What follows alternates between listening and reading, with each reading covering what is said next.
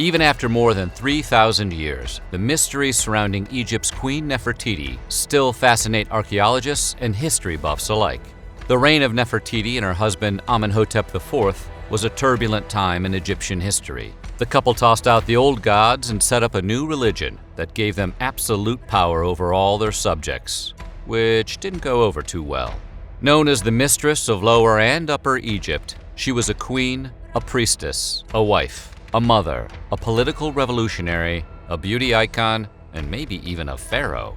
Today we're going to take a look at the mysterious life and death of Egypt's Queen Nefertiti.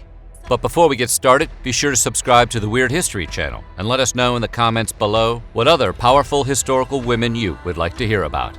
Okay, let's go back to the Egyptian Revolution.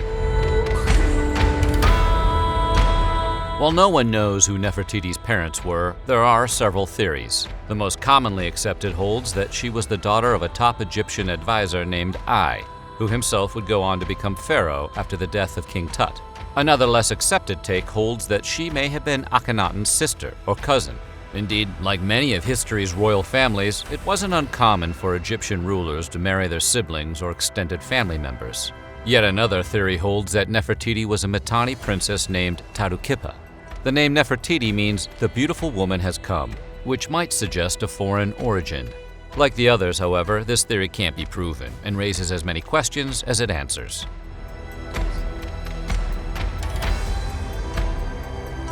While the exact date of their wedding is unknown, Nefertiti and Amenhotep are believed to have been married when she was only 15 years old. Amenhotep was not yet a pharaoh when they were wed, but he ascended soon enough and the two are believed to have ruled as equals from 1353 to 1336 BC.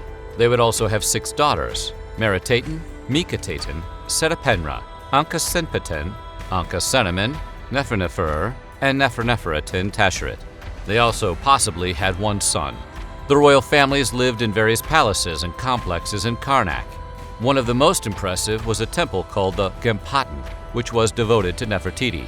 Records suggest that the couple threw an elaborate festival in the temple during the 3rd year of their reign. One depiction shows Nefertiti and Amenhotep along with their daughters in the royal court, viewing the crowds at this festival from a special spot at their palace. Artwork of the era generally depicts the couple as inseparable and even shows them kissing in public. Ooh, scandalous. This has led some to believe that the two may have been genuinely in love, a quality not often depicted among the ancient pharaohs and their wives.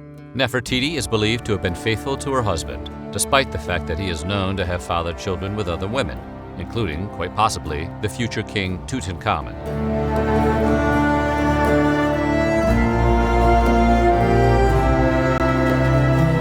During her reign, Nefertiti held many titles: Hereditary Princess, Great of Praises, Lady of Grace, Sweet of Love, Lady of the Two Lands, and Mistress of Upper and Lower Egypt, just to name a few.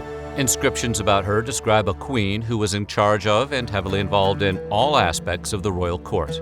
She also held the rank of high priestess, which meant that the faithful could gain access to the god Aten through her. This made her central to religious practices as well. But one of the most unique and interesting facts about Nefertiti is that contemporary art depicted her wearing a pharaoh's crown. This has led some archaeologists to theorize that she may have had the powers of a pharaoh and been seen as an actual equal to her husband. In fact, it's possible that after the death of Akhenaten and prior to the reign of Tutankhamun, Nefertiti herself ruled as a sole pharaoh under the name Neferneferuten. Interestingly, Nefertiti may have been a hands-on kind of boss. Among the countless illustrations of the famous queen that appear on the walls of ancient tombs is one that depicts her about to strike a foreign prisoner with some kind of weapon. This raises the possibility that one of the most powerful women in Egypt, the co-pharaoh and direct female conduit to Aten, may have also acted as a royal enforcer. Of course, it's also conceivable that she just enjoyed beating up prisoners.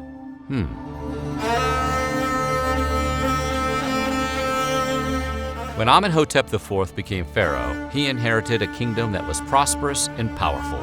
But together with Nefertiti, he would change Egypt in dramatic ways, the most substantial of which was switching the state religion to worship of the sun. The god Amen was replaced with the god Aten, and a new capital called Akhenaten was created over 200 miles north of the previous one. The old gods were slowly removed from society, their temples were shut down, and their priests were forced to convert. The pharaoh even had the entire city of Tel El Amarna built to worship Aten and demanded the faithful move there. To underscore the importance of the new religion, the ruling couple even changed their own names. Amenhotep became Akhenaten, and Nefertiti became Neferuaten Nefertiti, which meant beautiful are the beauties of Aten, a beautiful woman has come. Finally, to shore up their own power, they designated themselves the only two priests of Aten.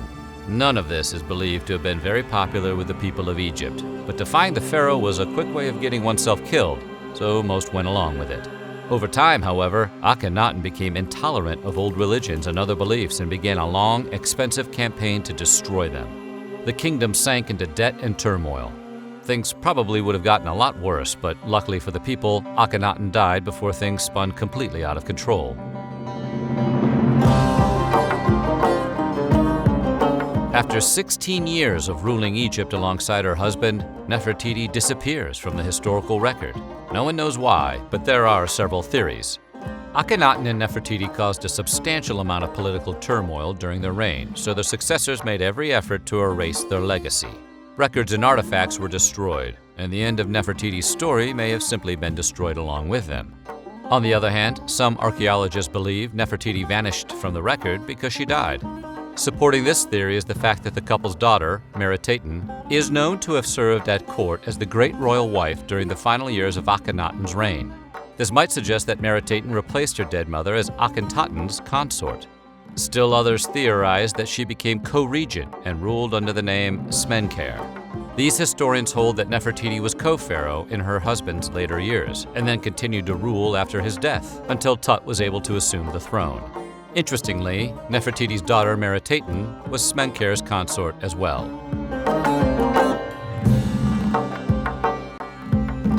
When the tomb of King Amenhotep II was excavated in 1898, 3 mysterious mummies were discovered behind a hidden wall.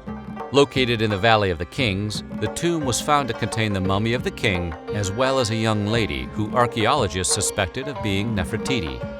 Over a century later, in 2010, Zahi Hawass, who is Egypt's Minister of State for Antiquities Affairs, announced the results of a series of DNA tests that he said proved the mummy, known as the Younger Lady, was actually Akhenaten's sister. But that wasn't all. The test also showed the Younger Lady was the mother of King Tut. The matter seemed settled until 2013, when French Egyptologist Marc Gabold disputed Hawass's conclusions. Gabold claimed the mummy of the Younger Lady was in fact Nefertiti. If correct, this would mean that Tut was Nefertiti's son.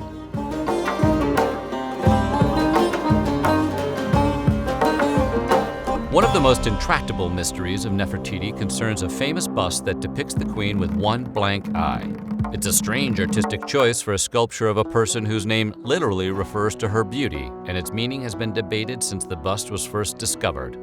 One theory is that the queen may have possessed a natural fold of skin over her eye, something that was not uncommon in Egypt at the time. Alternatively, the blank eye could have been meant as an insult, or might even be nothing more than accidental damage to a bust that once had both eyes. The most romantic theory, however, concerns the sculptor, whose name was Thutmose. Some believe that he fell in love with Nefertiti, but after she refused him, he decided to leave the eye blank as a symbol of her inability to see the nature of his love.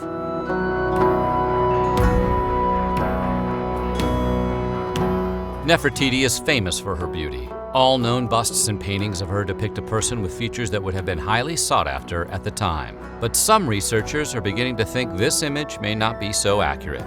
Using CT scans of the famous 3,400-year-old Thutmose bust of Nefertiti, scientists were able to get a look at the original mask of the queen that was hidden beneath all the layers.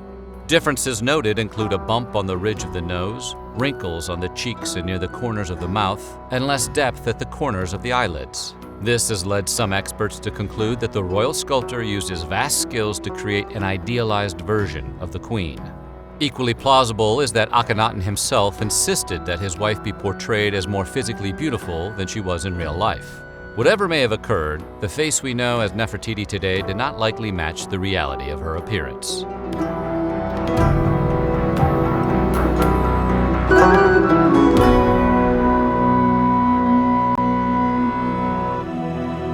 In 1912, German archaeologists excavated the famous Thutmose bust of Nefertiti and took it with them back to Germany under a license from the Egyptian government. How they got that license is a bit of a mystery, though.